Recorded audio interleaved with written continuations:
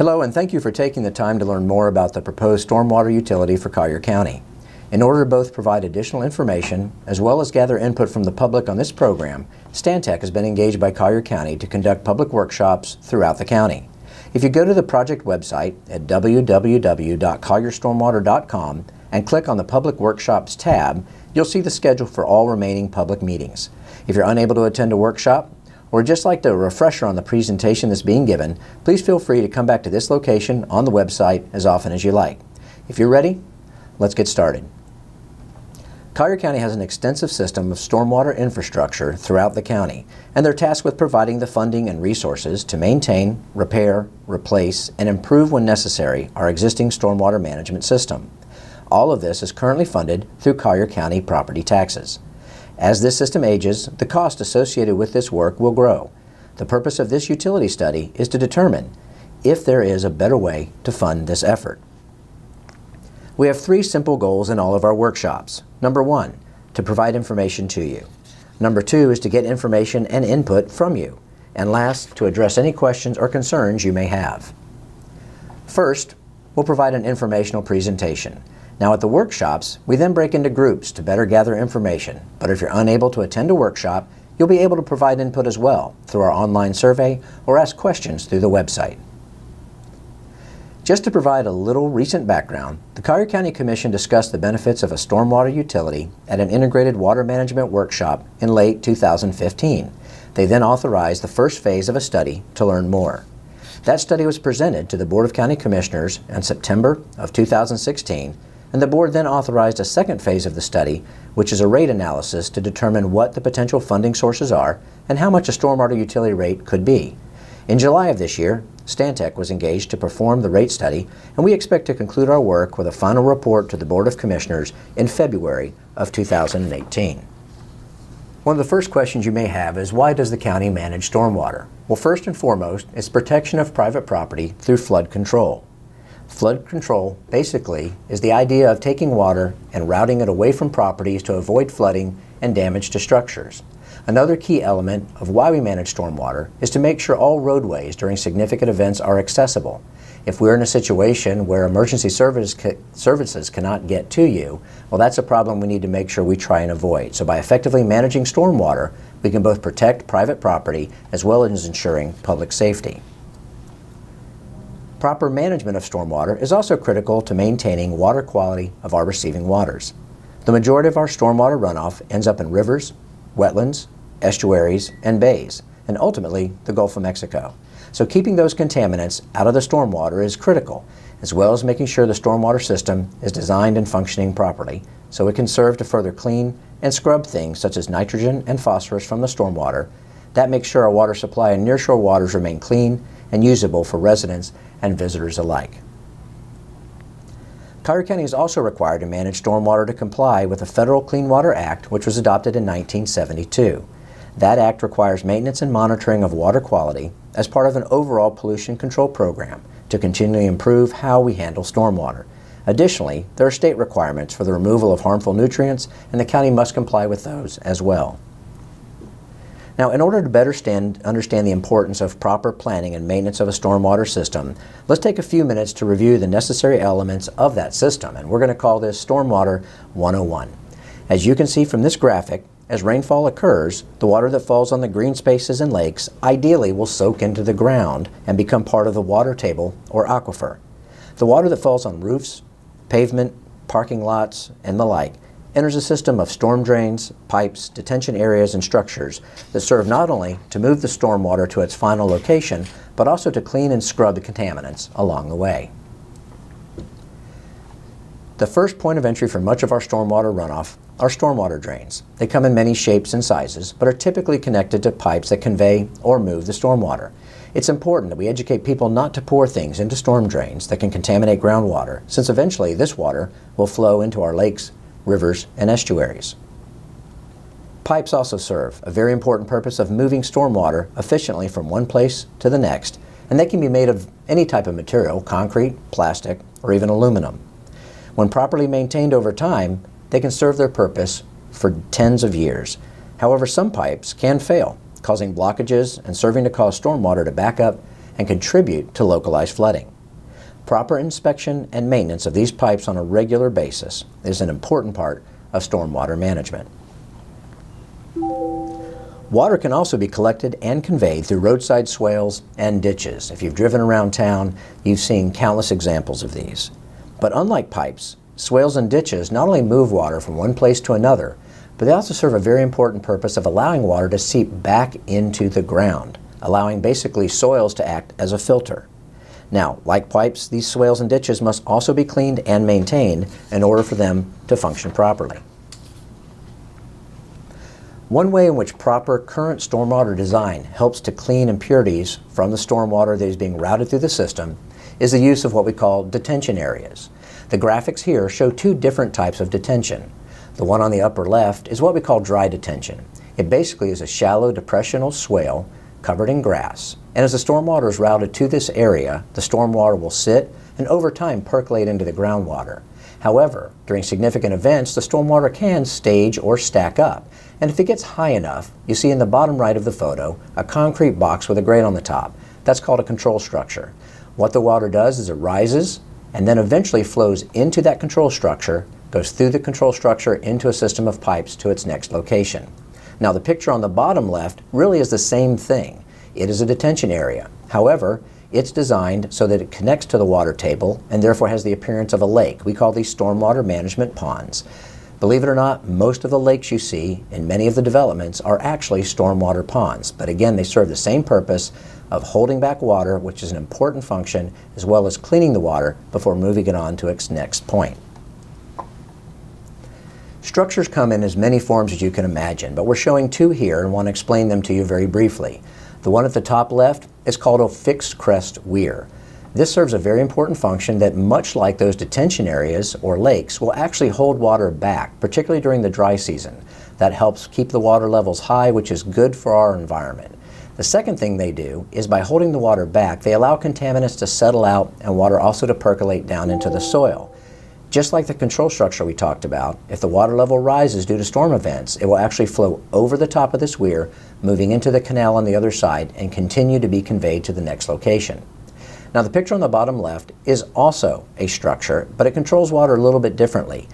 It is movable. You can raise or lower the weir, and we call this a gate. It also allows you to open it when significant storm events are coming so that you can create storage for stormwater on the backside. The way that works is, for example, before Hurricane Irma was to hit, a lot of gates were opened, allowing stormwater to flow freely. That created space on the backside of the gates so that the additional stormwater that was coming as a result of the storm could be handled, thereby reducing localized flooding. Outfalls are pretty simple. It's really the last point of discharge. Outfalls are places where water, basically through an open pipe or fixed crest weir, will move from one location to the next, typically into one of the final stages of where it's heading. For example, an outfall may put water into a stream, a creek, lake, river, wetland, or even the Gulf of Mexico. And ultimately, all of this water has to go somewhere, and it goes into what we call receiving waters. The upper picture on the left is Wiggins Pass. The middle picture is a lake, and in some places, the stormwater simply goes into lake areas where it's impounded until it soaks into the ground. The bottom picture are the precious 10,000 islands that produce so much recreation for those of us who live here and many of the folks who visit Southwest Florida. All of these receiving waters have one thing in common. If the quality goes down in these receiving waters, it affects all of us. So making sure we have a stormwater system that is operated properly, maintained properly, and protects these receiving waters is critical, not just to the environment, but to our economy and our way of life. Now, we've talked about all the elements of the system. Let's talk a little bit about what makes up that system in Collier County. The map on the left, you see red lines and blue lines. The blue lines are the canals that are maintained by Collier County. That's over 122 miles of canals. The red lines you see are over 170 miles of canals maintained by the South Florida Water Management District. These are minimum numbers, and the actual miles of canals is a little bit greater, but for the most part, you can see here, there are over 300 miles of canals that must be maintained for proper operation of the stormwater system. The pipes. Boy, there are a lot of pipes. 372 miles of storm sewer pipes that have to be cleaned and maintained. As you look at the picture on the upper left, when we have debris inside of a pipe, it causes things to sit. It causes moist conditions. Those can cause stormwater pipes to basically fail earlier than if they were properly maintained. The middle picture is roadside swales, and you see basically some maintenance going on. These roadside swales must be dug out and allowed to operate the way as originally designed. In Collier County, we have 687 plus miles of roadside swales. If you were to put those swales end to end in a single line, it would extend from Marco Island all the way to north of Atlanta, Georgia. We also have 648 centerline curb miles of streets that must be swept. The important role of street sweeping is very simple. The more debris we can pick up on the streets and keep it out of the stormwater system, the less work we have to do later cleaning it up out of pipes, catch basins, and control structures. We also currently collect 50,000 tons of storm debris every year. Now, this does not include storms like Hurricane Irma, where we've seen literally 4 million cubic yards of storm debris having to be picked up. But on a normal year, our storms in the summertime, as you know, can get rather ferocious, and we'll see some downed limbs, trees, and even mainly leaves and branches. If we can get those picked up early, again, we keep them out of the stormwater system. On the bottom left, what you see is a vac truck. What that vac truck is doing is cleaning one of our 6,000 plus curb inlets. They have to be maintained and cleaned because if they back up and fill up, they stop serving the purpose of collecting the stormwater and routing it. The upper right is what's called a hydrodynamic separator. This basically is an insert within the pipe system that, through causing a cyclonic action with the water, separates out debris. That's good. The bad thing is the debris that's separated out has to be cleaned manually. So these hydrodynamic separators must be manually cleaned as often as possible. And as we mentioned earlier, we have lots of different types of stormwater control structures. Over 65 of them are considered major structures and must be maintained. There are other responsibilities certainly as well. Aquatic weed control. In our canals, we have hydrilla that grows from the bottom up. Imagine in your bathtub. If you just had weeds in the bottom of the bathtub, it would actually hold less water. Our canals are the same way. If the hydrilla is not cleaned and treated, then simply less water can be held in the canal, and it also impedes flow. All of the ditches and swales, some of which you see and many of which you do not, must have the vegetation removed on a regular basis in order to function. The weirs have to be maintained, and also our canals must be mowed, and in some cases we have some pretty steep slopes requiring specialized equipment. Now, we know a little bit about the system, we know how it works. The question is, who's paying for all of this? Right now the answer is very simple. The Collier County taxpayers are paying for all of the maintenance and repair within our stormwater management system through your property taxes. Some of the money you pay for stormwater management goes to the Big Cypress Basin of the South Florida Water Management District. They in turn transfer $1 million per year to Collier County in exchange for Collier County maintaining certain sections of the canal and primary system. Additionally, from your tax bills, $7 million is generated, and currently those two funding sources are the two ways in which all stormwater management in Collier County is paid for. We have challenges. Number one, the infrastructure is aging. A lot of the pipes that were put in the ground in Collier County were done in the 50s, 60s, and 70s. So do the math. We're talking about pipes that are sometimes 40 and 50 years old. We are currently experiencing failures, such as the weir in Haldeman Creek. Fortunately, we were already on top of it, planning repairs for that weir when it did fail, so we're able to act more quickly, and it was outside of the wet season.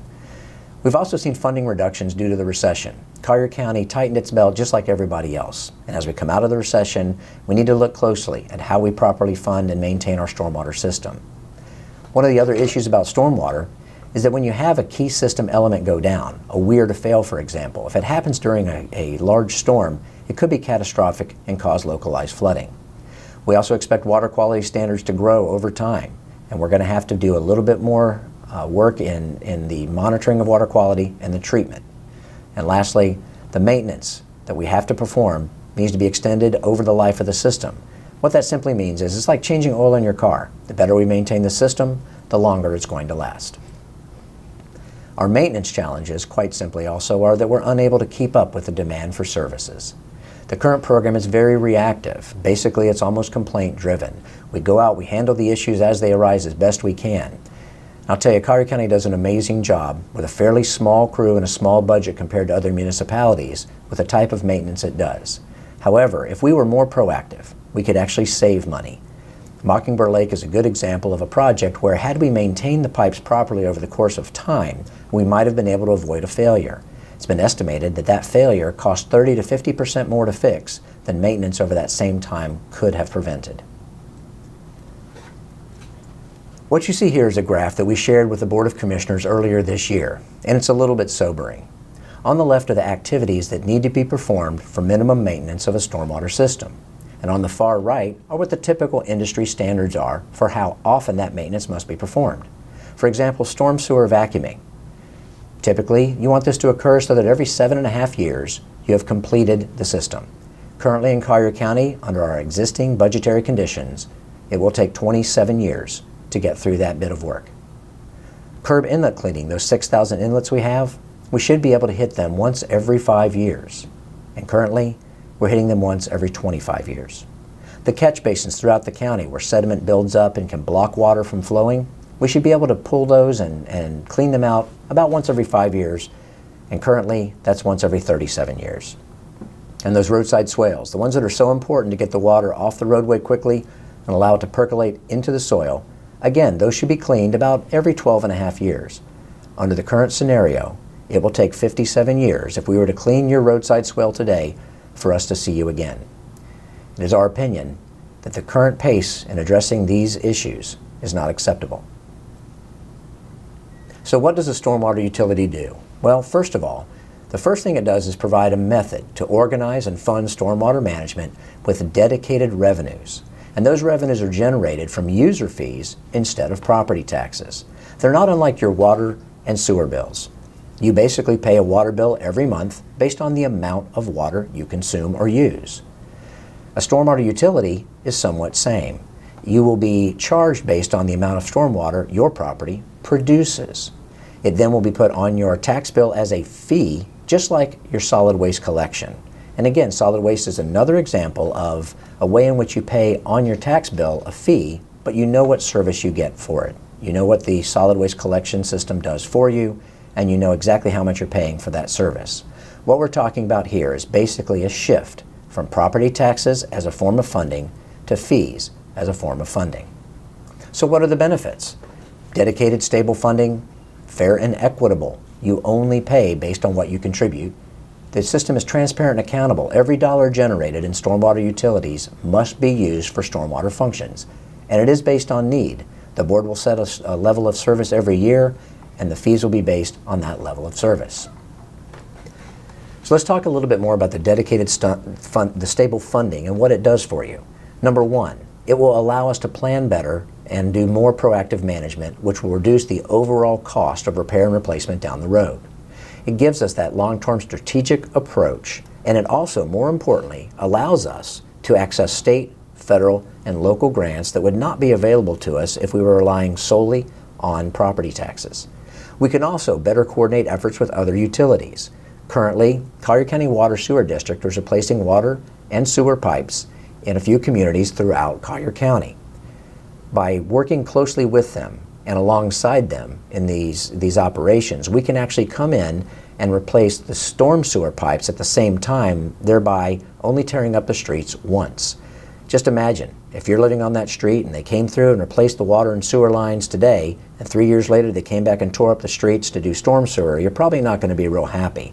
We think we can avoid that by better proactive planning, and a stormwater utility will give us the ability to do that. Some of those projects that are currently ongoing are the Naples Park Utility and Stormwater Improvement Project.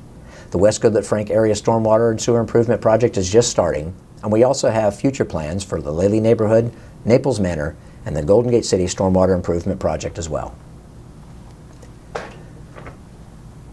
A stormwater utility, once established, must be fair and equitable. It reflects the cost of providing a specific service and is equitable in that the fees are proportionate to the use and contribution of the stormwater. Again, if you produce more stormwater from your property, you should pay more. If you produce less or have an updated system, maybe you should get a credit or pay a little bit less. So the stormwater utility fees reflect the intensity of the land development on your parcel. And we can also recognize when you have on-site stormwater management systems whether a credit should be issued as well. The current funding approach is kind of interesting. If you think about it, for example, in this graphic that you see here, property A, which is a typical single-family home, has about 0.15 acres of impervious area. So when we have a 1-inch storm event, this property will produce 3,900 gallons of stormwater. Property B on the right has approximately 1 acre of impervious. In that same 1-inch storm event, it will produce 26,000 gallons of stormwater, more than 6 times what property A does. However, currently, because they are based on their taxable value, basically their stormwater contribution is based on how much their property is worth, these two properties, while producing significantly different amounts of runoff, actually make the same financial contribution to the maintenance and repair of the system. We don't think this is appropriate, and we think a user fee based on the actual stormwater that is created from each parcel makes a lot more sense. Transparency and accountability is something we all want from our government, something we seek on a daily basis. In this case, what happens when you create a stormwater utility is you create what's called an enterprise fund. And with enterprise funds, the monies generated for each fund must be used within those funds. So each year, as the stormwater fee is set, you will know exactly what's included in the creation of that fee and the assessment of that fee. Now, what might it look like? Well, first of all, stormwater utility would only apply to parcels in unincorporated areas of Collier County. For example, the city of Naples has its own stormwater utility. Therefore, they would not also pay a county stormwater utility fee. The fee would be based on the impervious area for properties identified in the property appraiser's database. Basically, the property appraiser already has information on almost every single-family home in Collier County as to how big it is. Therefore, figuring out how much runoff is created is a fairly simple process. Now, the fee would show up as a non-ad valorem fee on your tax bill, just like your solid waste fee. So if it's approved, it would be included in your 2019 tax bill. The single-family parcels will be placed into tiers on impervious area. And what this means is basically we're going to create what's called an ERU, an equivalent residential unit. What that means is the average home, for example, a single-family home in Collier County, that if you include the home itself, maybe a pool, the driveway area, if it has, for example, and this is just an example, 3,000 to 6,000 square feet of impervious area, it would be classified as one equivalent residential unit and would pay a fee associated with that. If, however, your home is significantly smaller, if your impervious area is below 3,000 square feet, let's say 500 to 3,000 square feet, you might be classified as 1/2 of an equivalent residential unit. So if an ERU were to pay, let's just pick a round number, $100 a year, half of an ERU would only pay $50. Now conversely, if you're fortunate enough to live in a really big, nice house, over 6,000 square feet, well, you're probably going to have to pay a little bit more. Instead of 1 ERU, maybe you're 1.5. So again, using that same example, if it were $100 a year as a stormwater utility fee, 1 ERU is $100 a year, 1.5 ERUs would be $150. So it's scalable based on the size of the home and therefore the amount of stormwater runoff you produce. Now, what about commercial properties and condominiums? Well, they're basically handled the same way. Let's take that one single-family equivalent residential unit, and let's say your property, whether it's a commercial shopping center or a condominium, let's say you've got enough impervious with your parking lot and your building that you have 10 times as much impervious as a single-family unit. Well, you will be designated as 10 equivalent residential units. So if this were a condominium project, and let's say there were 20 condominiums, well, you each would pay 1/2 of an ERU as a part of your stormwater utility fee. Again, the whole goal here is to understand how much stormwater runoff comes from each parcel, and through using geographic information system methods and by doing an analysis of each parcel within Collier County, we will be able to accurately determine each parcel's contribution to the overall system and assign an equivalent number of equivalent residential units, or ERUs. Now, property exemptions will be considered. For example, agricultural lands that are in production, and typically during the wettest part of the year, they actually serve to store and impound water. They can be a benefit to stormwater. Therefore, they would be likely for an exemption. Also, we want to look at credits and incentives for people to do the right thing. For communities that have an existing stormwater management system that does a lot of pretreatment already, they should receive some degree of credit for that. Additionally, if you're putting in things such as pervious pavers, which you see in the middle photograph here, or even something that's a little bit newer called pervious concrete, as demonstrated on the bottom right here, these things allow water to soak down into the ground or to not become part of the immediate stormwater runoff. Therefore, we should also look at credits and incentives for communities with maintained water management systems or innovation through using materials to reduce stormwater runoff. In the state of Florida, currently, there are more than 150 stormwater utilities. For example, the city of Naples has a stormwater utility with an annual fee of approximately $156 for each equivalent residential unit. Through that, they generate about $5 million in revenue. Charlotte County, which is much smaller than Collier, has a stormwater fee of about $128 per home or per equivalent residential unit for each year. Pinellas County, which is actually closer in size to Collier, has a fee of $117 per ERU, and Sarasota County, which is probably the most comparable program out there to what Collier County has or looks to create, is around $90 a year with a population of 400,000 people. So the question is, what will Collier County stormwater utility look like, and what might those fees be? We will propose to the Board of Commissioners in February a variety of levels of service. What that means is, and it's shown in the graph here, you've got 5 different levels of service. So let's take the first one, the current level of service. If we did nothing to increase maintenance in the system, the annual stormwater fee per equivalent residential unit would be somewhere between $45 and $55 a year, generating that same $8 million. Now, if the board sees that it's wise to maybe improve some of the system maintenance and increase the level of service a little bit, generating total revenues of $12 million, the fee would go up to $60 to $70 per equivalent residential unit. Now, if you're like me and you didn't pay cash for your home and you have a mortgage where you escrow your insurance and your taxes, if you break that down to a monthly number, that means that my escrow and taxes would see an increase of about $5 to $6 per month. The next level of service, we then add in a few of those capital improvement projects, and you see that at $75 to $85 a year, or again, $6 to a little over $7 a month. The fourth level that's being proposed is also to include some of the unfunded capital projects that we know need to be done in the future, and at $90 to $100 a year, again, about $8 a month. And then if you throw everything in, including the kitchen sink, all capital projects we can imagine, we can't see the fee extending beyond about $105 to $125 per year, which again equates to a little more than $10.50 per month. The schedule going forward is quite simple. We are in the public engagement program, which will extend through November and December of this year. We also have a survey that's going to be going on, and we'll tell you a little bit more about that later. But once we get our public engagement wrapped up and the workshops done, we then will go into the report writing and bring a recommendation to the Board of Commissioners in February of next year with regard to how to establish the utility and what recommendations we will be providing as to the level of service and possible funding. So in February, that report that comes to the board will have a full and complete rate study. What we've given you here today basically are some estimates, and while we're confident in the estimates, we want to fine-tune those a little bit and get them a little bit sharper. We also will be able to clearly identify the benefits and maybe some of the challenges in more detail. What's the basis for an equivalent residential unit, and what are some of the potential credits and considerations? We also want to share with the BCC the information we've gathered through our public engagement program. That's where we're going to ask for your help in a little bit. We'll provide a menu of options that allow the board to set a specific level of service with a fee structure that is equitable and fair.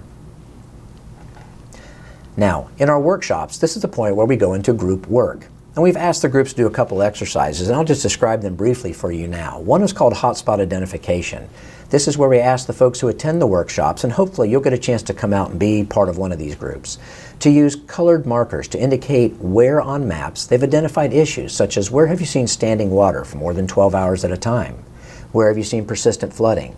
Do you know of any blockages or problems? And what about if you live in an area that, boy, with the exception of something like Irma, you've just never seen standing water or flooding to date? And let's remember, no matter what kind of stormwater management system you have, none of them are designed for events like Irma. That's over and above what we can design for. So we kind of set that aside and ask people to look at where they've seen repeated issues within the system and draw them to our attention so that we can add them to our list of areas of issues and concerns we need to focus on. The second thing we ask for is another exercise at the workshops, asking people to prioritize things. However, you'll get a chance to do that as well in the online survey we have. We also want to know what people like and don't like, and then about halfway through that session, we actually switch among the groups so people get to see what other groups are thinking and build on what they've seen. At all of our workshops, we have simple rules of engagement. We just ask everyone to participate. I call it no wallpapering, no wallflowers. You can't stand back and just be a spectator. We want to hear what you think. The groups must reach consensus on their priorities, and I always say no hogs allowed. If somebody's dominating conversation, we just want to make sure everyone participates and has that opportunity. This is the hotspot legend we talked about. These are the things we're looking for. Areas that have never flooded. That's where things are working well. Where have we seen flooding? 2 or more times in the past 12 months, or water standing for more than 12 hours. And lastly, have you seen pipes or areas that are blocked where water backs up? This brings our presentation to a close, but before leaving, I want to ask for your help. You've already probably gone to www.collierstormwater.com if you're actually watching this presentation, but if you haven't, I encourage you to do so. The website is robust. It was created solely for this project, and mainly it's created to provide information about the stormwater utility. That information takes a lot of different ways. For example, you can see the county's watershed management plan, a mere 900-page document that I'm sure you'll want to read from front to back. But in all seriousness, what you want to do is go to the website, look at the information, click on the Learn More button, and see where you can gather more information so you can make an informed decision. Once you've done that, we ask you, your neighbors, your friends, anyone you can think of, to take the online survey that's available through the website. That survey will walk you through some questions that are important to us in helping make solid recommendations to the Board of Commissioners as to how the stormwater utility should be formed, what it should look like, and even what the appropriate or acceptable rates for the utility may be. Also, if you do have the opportunity to attend one of our upcoming public meetings, we certainly welcome you and encourage you to do so and look forward to meeting you at those meetings. There's also a place on the website for archives, and lastly, and certainly not least important, if you have any questions, issues, or concerns, through the Contact Us tab on the website, you can pose any questions or ideas or suggestions you may have. We promise we'll get back to you with each one of those contacts, not with an automated reply, but with an actual human being who's typing a response to you. So again, I want to thank you for the time you've taken and learning a little bit more about Collier Stormwater. I encourage you, please, take the survey, contact us with any questions, and we look forward to working with you in the upcoming workshops.